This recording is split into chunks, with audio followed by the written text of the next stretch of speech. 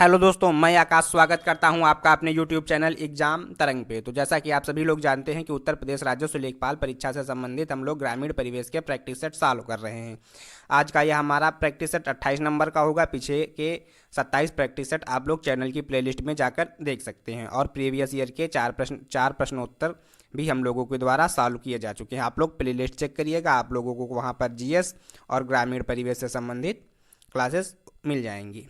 तो चलिए शुरू करते हैं। आज का पहला प्रश्न है, निम्नलिखित में से कौन सा रोग दूषित जल के सेवन से होता है? मलेरिया, हैजा, फ्लू, तपेदिक। तो इसका सही उत्तर होगा हैजा। अच्छा, ये वायरस से फैलती है या बैक्टीरिया से, जीवाणु से? आप लोग बताइएगा।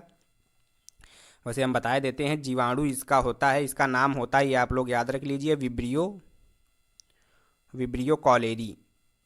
विब्रियो कॉलेरी से ये फैलता है और इसमें होता क्या है, मुख्यतः मक्खियों के द्वारा फैलता है और इसमें रक्त संचार जो है वह धीमा पड़ जाता है और शरीर में जल की कमी होती है। क्वेश्चन नंबर 2, उत्तर प्रदेश सरकार द्वारा कन्या विद्याधन योजना के अंतर्गत छात्राओं को प्रोत्साहन हेतु कितनी राशि प्रदान की जाती है? यह कन्या विद्याधन योजना यह चलाई गई थी 27 सितंबर 2012। 27 सितंबर 2012 मुलायम सिंह के द्वारा यह योजना चलाई गई थी। बाद में उनके पुत्र अखिलेश यादव जी ने भी इस योजना को चलाए रखा और वर्तमान योगी सरकार द्वारा इस योजना को बंद कर दिया गया है। इसमें जो भी बेटी कक्षा 12 उत्तीर्ण कर लेती थी तो उसको आगे की पढ़ाई जारी करने के लिए 30,000 रुपये दिए जाते थे।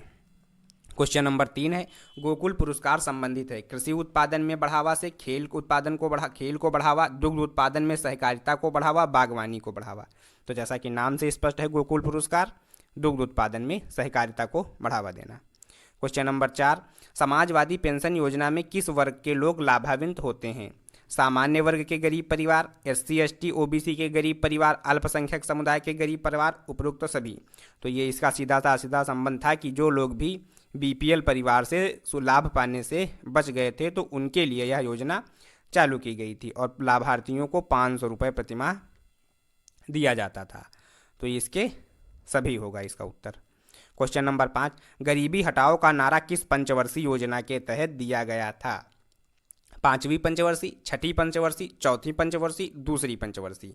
कई बार यह प्रश्न कराया गया है और यह प्रश्न इंपॉर्टेंट भी हो जाता है। कई बार विद्यार्थियों को हमने देखा है कि वह 5वीं और 6ठी पंचवर्षीय योजना में कन्फ्यूज हो जाते हैं। तो इसका सही उत्तर आप लोग ध्यान करिएगा कि ये 5वीं पंचवर्षीय योजना के तहत 1971 के आम चुनाव में ये घोषणा की गई थी। जैसा कि आप लोग जानते हैं कि जब चुनाव आता है तो कोई भी सरकारें हों तो वो नए नए वादे करती हैं, नए नए लोगों को आप लोग समझते ही हैं। तो ये 1971 के आम चुनावों के द्वारा यह गरीबी हटाओ का नारा दिया गया था, ये एकदम क्लियर है। और 6ठी पंचवर्षीय योजना में आप लोग जान लीजिए कि ट्राईसेम योजना शुरू हुई थी, ट्राईसेम योजना।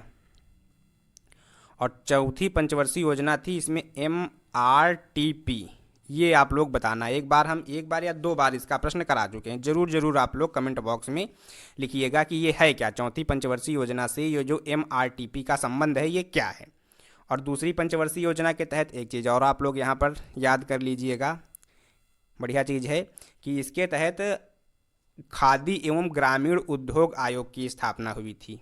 खादी आप लोग लिख लीजिएगा सही से, खादी उद्योग, यहाँ पर लिख देते हैं हम, खादी एवं ग्रामीण उद्योग आयोग। ये कब इसकी स्थापना हुई थी? 1956 में स्थापना हुई थी। इसका मुख्यालय कहाँ है? मुंबई में। ये याद कर लीजिएगा, खादी एवं ग्रामीण उद्योग आयोग की स्थापना कब हुई थी? तो 1956 में हुई थी। क्वेश्चन नंबर 6, ग्राम विद्युतीकरण निगम की स्थापना कब की गई थी? 1959, 1984, 1969, 1999। तो इसका सही सा उत्तर होगा 1969 में ग्रामीण विद्युतीकरण निगम की स्थापना हुई थी। और 1959 में आप लोग एक डेट आप लोग कमेंट में लिखिएगा जो बहुत ही प्रचलित है, आप लोगों को मालूम होगी। दूसरी हम बता देते हैं कि ये इस समय 1959 में उत्तर प्रदेश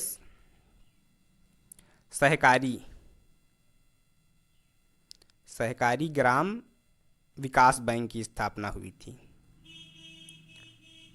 फिर से आप लोग मेमोराइज करिएगा, बहुत जल्दी ही आप लोगों को ये याद हो जाएगी।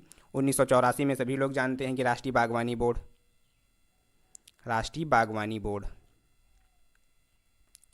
अच्छा, जो अभी तक हमने नहीं कराए हैं या जो इस तरह के सन, जैसे उत्तर प्रदेश सहकारी ग्राम विकास बैंक, तो हम नहीं कराए हैं ये, लेकिन राष्ट्रीय बागवानी बोर्ड वगैरह करा चुके हैं। तो जो नहीं कराए हैं उनमें थोड़ा सा हम रुक के उसको धीरे धीरे बोलेंगे, और जो कराए हैं तो उसमें सीधा सा ऐसे बता के निकल जाएंगे, आप लोग देखिएगा। और राष्ट्रीय बागवानी मिशन ये कब चलाया गया था?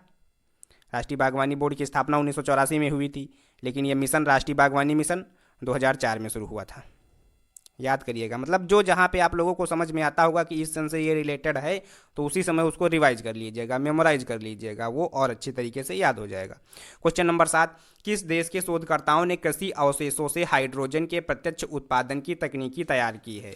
और ये क्वेश्चन ये 2021, मतलब कि ये जुलाई के बाद, जुलाई 2021 के बाद के ये कृषि से संबंधित, कृषि या ग्रामीण परिवेश या ग्रामीण विकास, इनसे संबंधित जो भी प्रश्न थे, तो वो यहाँ पर आज इसके बाद 7 से 25 तक के ये प्रश्न होंगे। आगे के वीडियो में भी हम धीरे धीरे पहले जुलाई से लेकर दिसंबर तक ख़त्म करेंगे, और उसके बाद दिसंबर से लेकर जो ये जुलाई तक आएगा 2022 की, वो करंट अफेयर्स के प्रश्न लेंगे। इस तरह हमारे कृषि एवं ग्राम विकास से संबंधित जितने भी करंट अफेयर्स हैं वो तैयार हो जाएंगे। तो अभी ये पिछला है, आप लोग देखिएगा कि किस देश के शोधकर्ताओं ने कृषि अवशेषों से हाइड्रोजन के प्रत्यक्ष उत्पादन की तकनीकी तैयार की है? Canada, Bharat, America, Japan. तो इसका सही उत्तर होगा भारत के द्वारा यह तकनीकी विकसित की गई है। क्वेश्चन नंबर 8, उत्तर प्रदेश के वन डिस्ट्रिक्ट वन प्रोडक्ट योजना का ब्रांड एम्बेसडर किसे बनाया गया है? अनुपम खेर, कंगना रनावत, अमिताभ बच्चन, रजनीकांत। तो इसका सही उत्तर होगा कंगना रनावत। और ये आप लोग ध्यान करिएगा, ये 2021 के डाटा पे बेस हैं, क्योंकि अभी हम जुलाई 2021 से लेकर दिसंबर 2021 तक के प्रश्न कराएंगे। उसके बाद फिर जनवरी 2022 से लेकर जून 2022 तक, ये 2 चरणों में हमारा लोगों का कृषि एवं ग्राम विकास से संबंधित जो करंट अफेयर्स होगा इसी प्रकार चलेगा। कई बार क्या होता है कि पिछला पूछ लेता है, तो इसीलिए हमने वहाँ से शुरुआत की है। करीब 1 साल का ये डेटा हमारे लोगों के पास रहेगा। अब देख लेते हैं रजनीकांत यहाँ पर, तो इनको 2021 में दादा साहब फाल्के पुरस्कार दिया गया था, दादा साहेब फाल्के पुरस्कार। और वन डिस्ट्रिक्ट वन प्रोडक्ट योजना ये कब शुरू की गई थी? तो ये 24 जनवरी, ये बता चुके हैं वैसे आप लोगों को, लेकिन फिर से याद रख लीजिए, 24 जनवरी 2018 को यूपी से शुरू की गई थी मुख्यमंत्री द्वारा। और ये सर्वप्रथम कहाँ का ये प्लान था, जो आइडिया था, ये जापान के जो ओइटा के गवर्नर थे मारीहिको हिरामालू, उनके द्वारा शुरू किया गया था। अब क्वेश्चन नंबर 9, भारत का पहला ई फिश मार्केट ऐप फिश वाले कहाँ लॉन्च किया गया है? ई फिश वाले मार्केट कहाँ लॉन्च किया गया है? तो ये केरल, महाराष्ट्र, असम, आंध्र प्रदेश। तो ये केरल में लॉन्च किया गया है।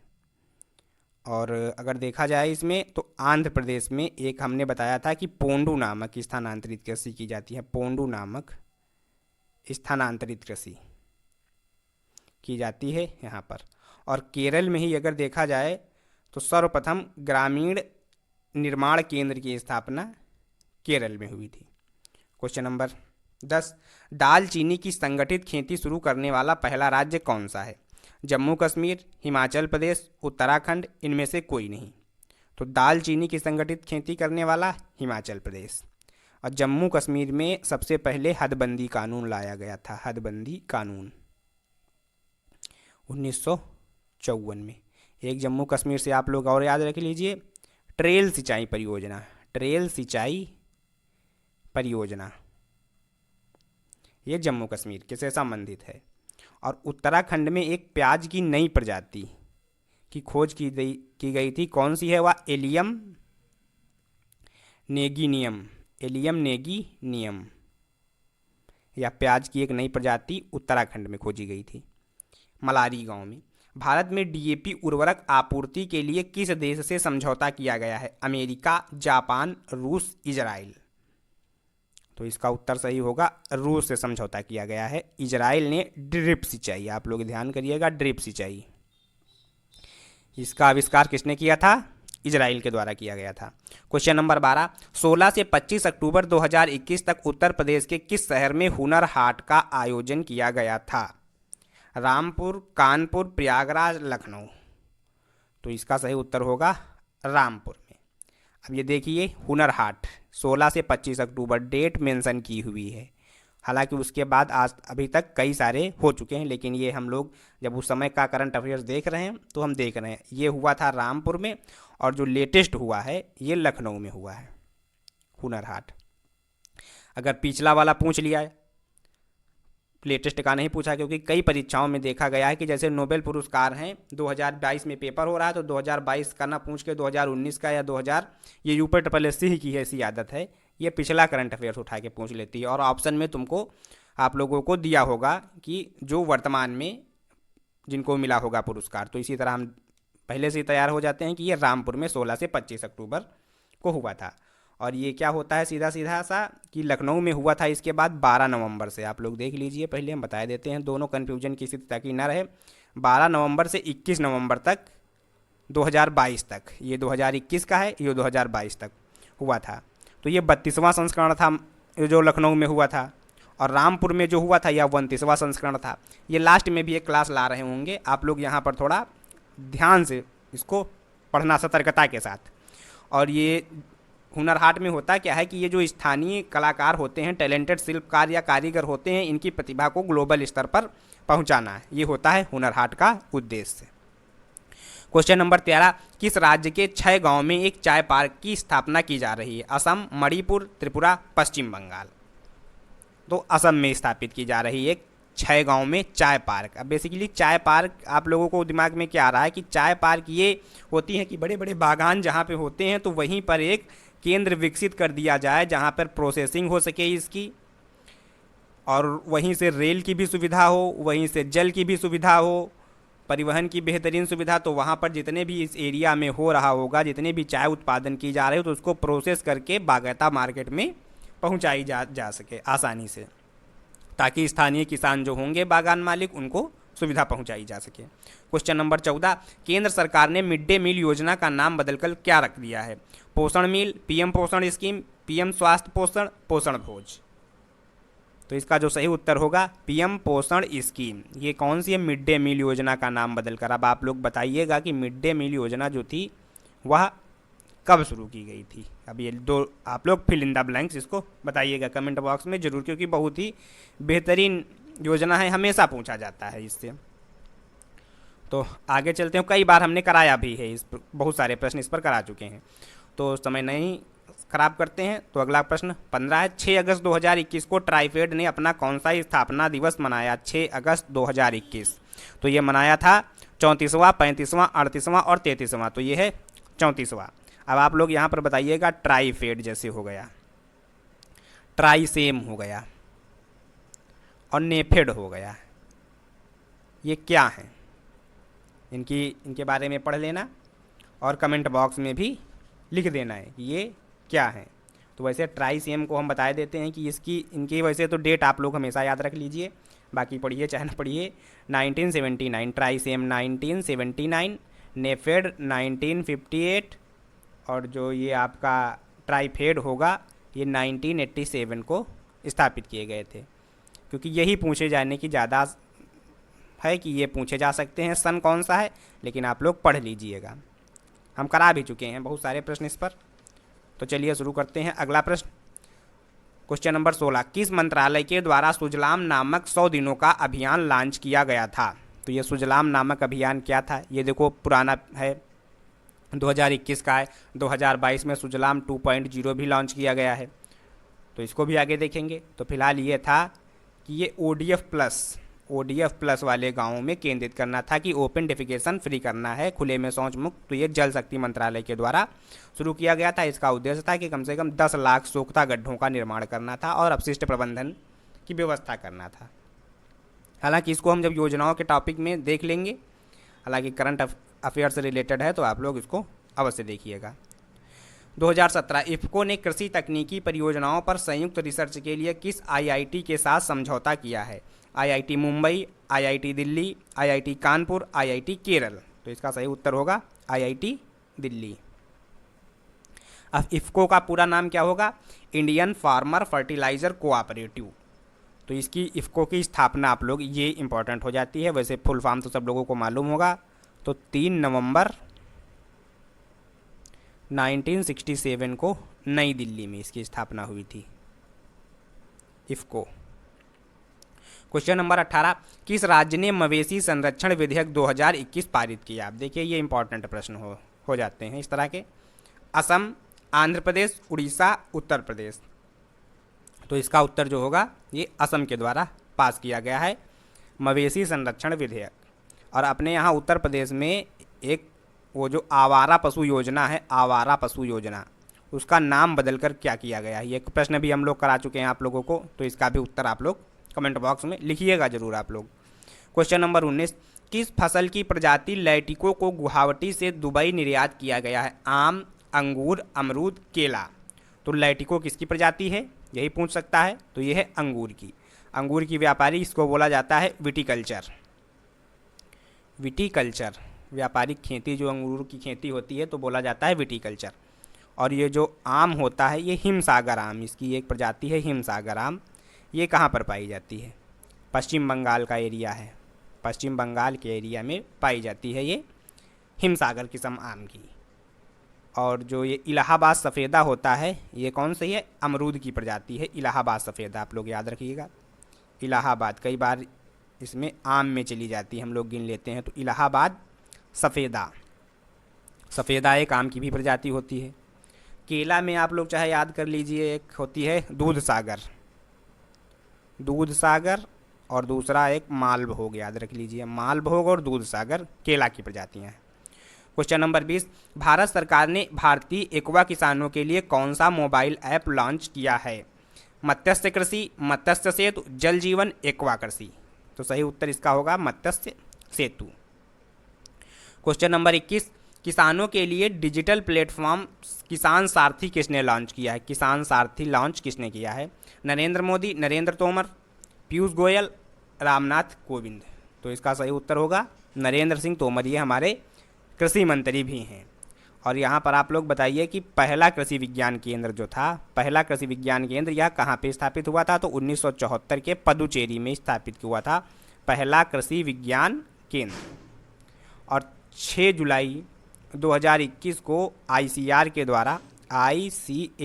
द्वारा अपना ये स्थापना दिवस मनाया गया था, 93वां स्थापना दिवस। उसी के अवसर पर यह किसान सारथी ऐप लॉन्च किया गया था पोर्टल।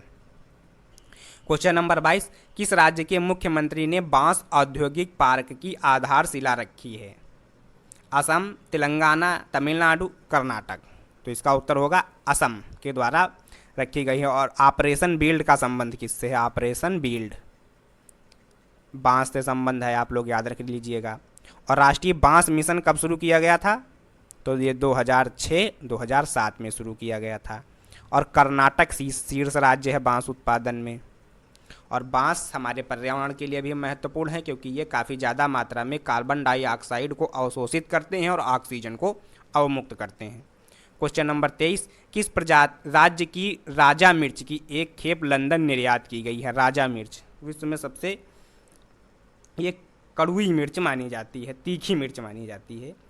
तो ये नागालैंड के द्वारा लंदन में भेजी गई है। और यहाँ नागालैंड का आप लोगों को एक मालूम होगा कि जाबो खेती, जाबो कृषि प्रणाली ये कहाँ होती है? नागालैंड में। किस जनजाति के द्वारा की जाती है? तो अंगामी जनजाति, अंगामी जनजाति के द्वारा यह की जाती है। और पश्चिम बंगाल, यहाँ दार्जिलिंग टी को 2004 में GI टैग मिला था। और ये जो राजा मिर्च है इसको GI टैग 2008 में मिला था, 2008 में। और चलते हैं अगले प्रश्न पर, किस संगठन ने किसानों के लिए नैनो यूरिया लिक्विड लॉन्च किया है? इफ़को, नेफेड, MFL, उपयुक्त में से कोई नहीं। तो ये इफ़को के द्वारा लॉन्च किया गया है नैनो यूरिया। और ये कहाँ से इस पर रिसर्च की गई थी? तो ये गुजरात का कलोल स्थित nano biotechnology research centre, Gujarat में नैनो बायोटेक्नोलॉजी रिसर्च सेंटर के द्वारा की गई थी। अब यहाँ इसमें देख लीजिए कि 500 ml की एक बोतल बराबर होगी 45 kg की जो एक बोरी आती थी यूरिया की। 45 kg की एक बोरी अब 500 ml में काम हो जाएगा एक बोतल में। क्वेश्चन नंबर 25, भारत में कृषि और संबद्ध क्षेत्रों में सहयोग के लिए किस देश के साथ समझौता किया गया है? Japan, Fiji, Canada, America. तो इसका सही उत्तर होगा कृषि और संबद्ध क्षेत्रों के लिए सहयोग किया गया है फिजी के द्वारा। तो चलिए आज का प्रैक्टिस सेट यहीं समाप्त होता है। आप लोग चैनल को शेयर, सब्सक्राइब और वीडियो को लाइक अवश्य करें। आगे की वीडियो आप लोगों को हम जल्द ही इसी तरह करते रहेंगे, एक एक दो दिन के अंतराल में। और आप लोग चैनल पर जीएस से संबंधित अब क्लासें शुरू हो रही हैं, तो आप लोग उनको अवश्य देखिएगा। और पिछले 4 जो ग्रामीण परिवेश के प्रैक्टिस सेट हैं उन्हें अवश्य देख लीजिएगा। बाकी आप चैनल की प्लेलिस्ट में जाएंगे तो आपको एग्ज़ाम के मतलब से ढेर सारी वीडियोस उपलब्ध होंगी। तो चलिए, धन्यवाद।